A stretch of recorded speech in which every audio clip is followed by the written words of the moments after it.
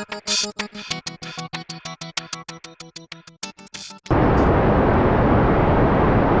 the noise levels here are pretty high, so I can't really do a whole lot of talking. Radiation! Glow, baby, glow!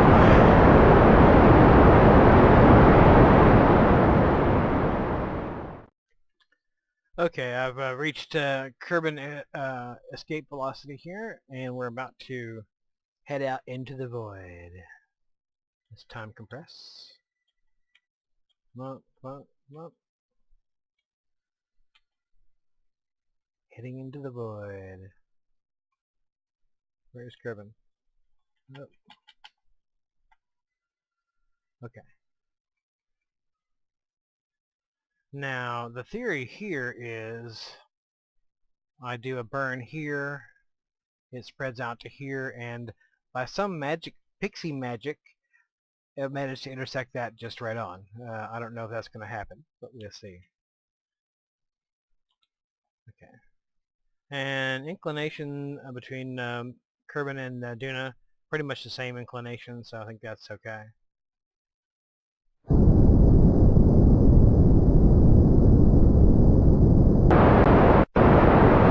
And like I said, these nuclear engines don't have a lot of thrust, so it takes a while for them to do anything.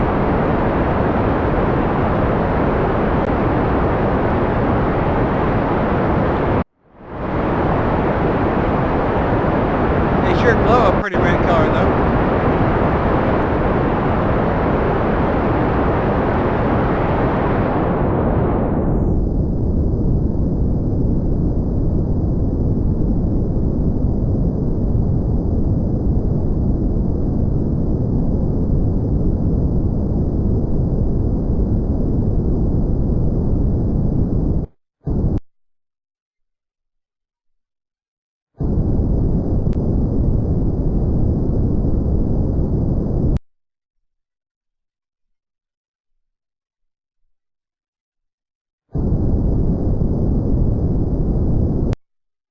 Okay.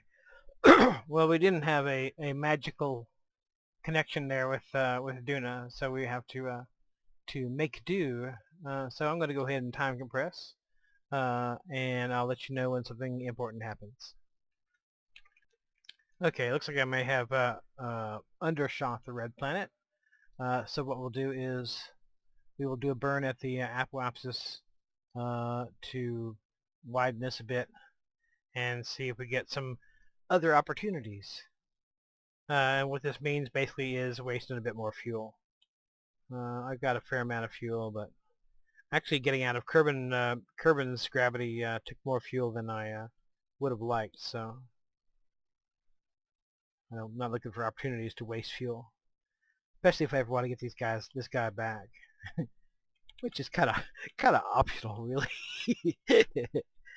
It's not absolutely necessary that I get him back, but it's always nice. Astronauts appreciate it when you bring him back.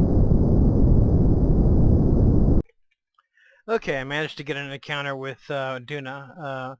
One thing you got to be careful about is when you get an encounter icon here, it'll show up and go away in a flash of an eye. So you have to be very watching all the time to see whether you get one of these things come up, because they'll come up and flash off the screen in instants. So so you have to be aware of that.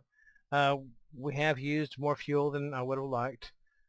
This main tank here, this main tank here is gone, and I'm starting to use the external tanks now.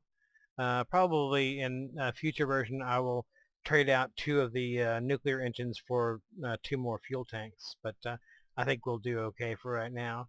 And Edson Kerman is freaking out, and I don't blame him one bit. Let's see. Okay, let's time compress and go to Duna.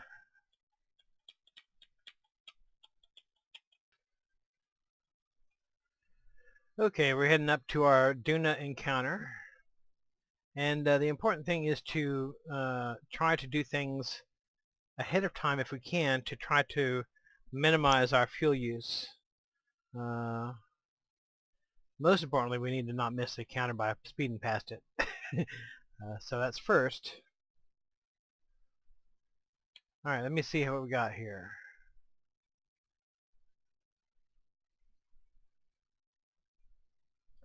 Periapsis is 41 million meters. But I'm not close enough to really see much, so we'll go ahead and speed up a little bit.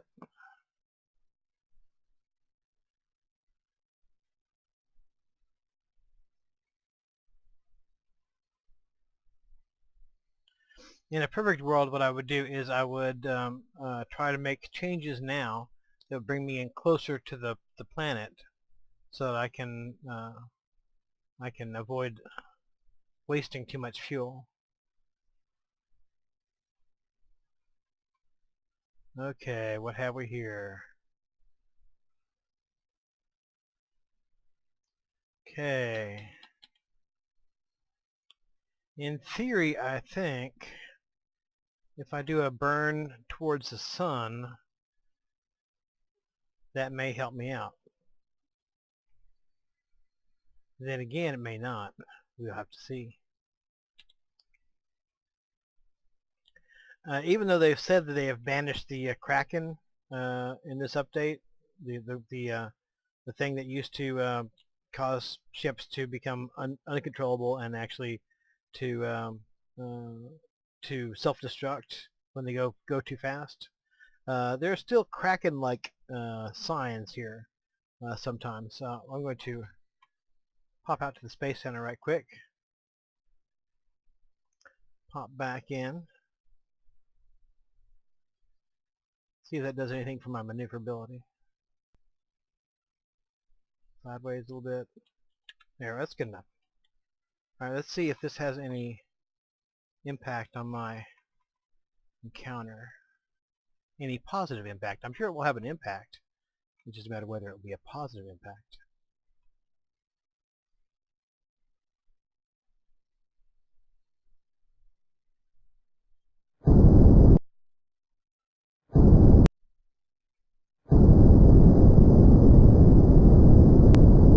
Yeah, that does seem to be helping.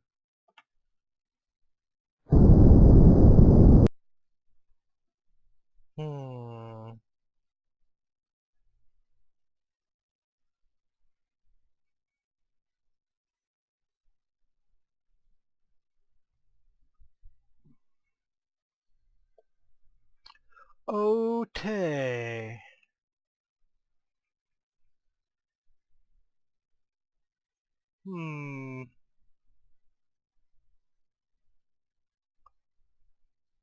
Yeah, I'm not gonna screw this anymore. I'm gonna just see how it goes.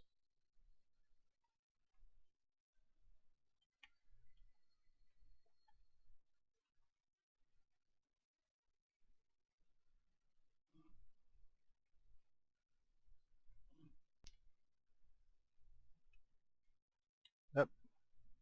Okay, quick save. There we go. Where is Mars? Oh, there's Ike and there's Mars, and I'm way out. Okay. I might actually try to do a flyby of Ike to begin with. That might help beneficially impact my trajectory here.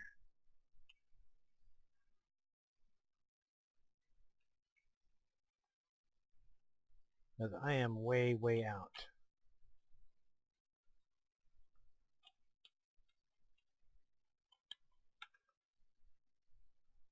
I am 35 million meters from Duna.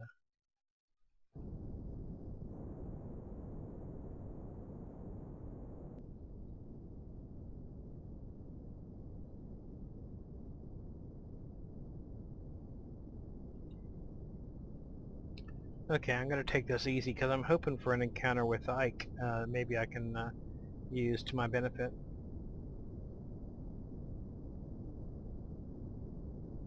And there is the red planet.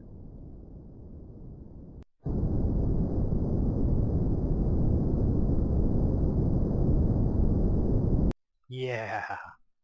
Alrighty. We are going into orbit around Ike, which is actually my primary target for this mission.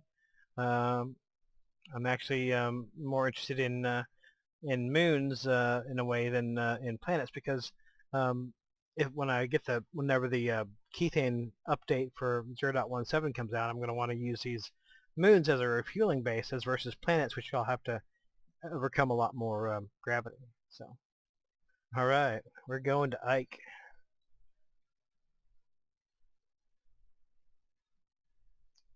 Okay, getting ready for our encounter with Ike.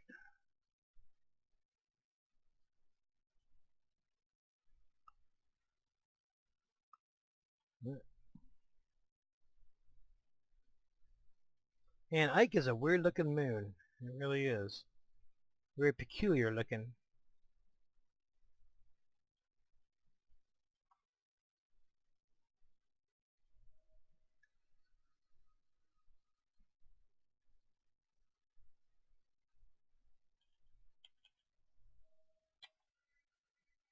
There's the red planet.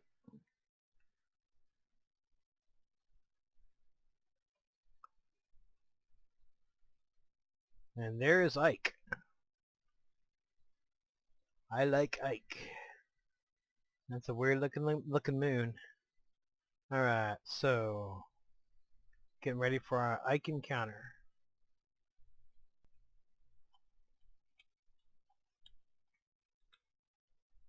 In a perfect world, I would have gone in and aerobraked in Martian atmosphere to slow me down to stay in orbit, but also you have to dig yourself out of the gravity well if you're going somewhere other than Duna.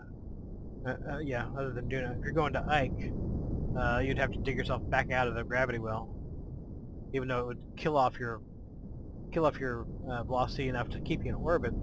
It's not necessarily all that good for what I'm doing. Okay, come on, crank it up.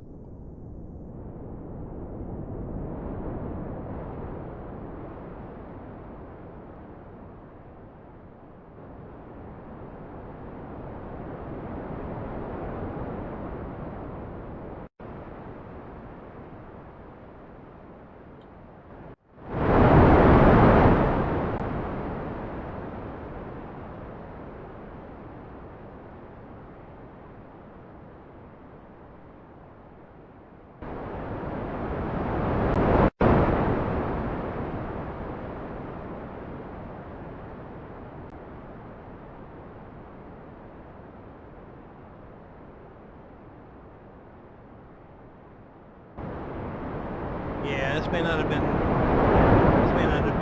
so good as far as saving gas after all. Okay, now it's starting to bend. Here we go.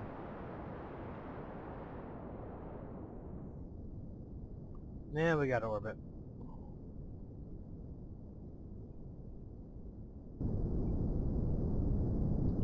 I probably could have used Ike to help me get to range of Mars aerobraking, but I really actually want to go to Ike, not Mars so much. Although I may go to Mars on this trip anyway. Oh, where are we at?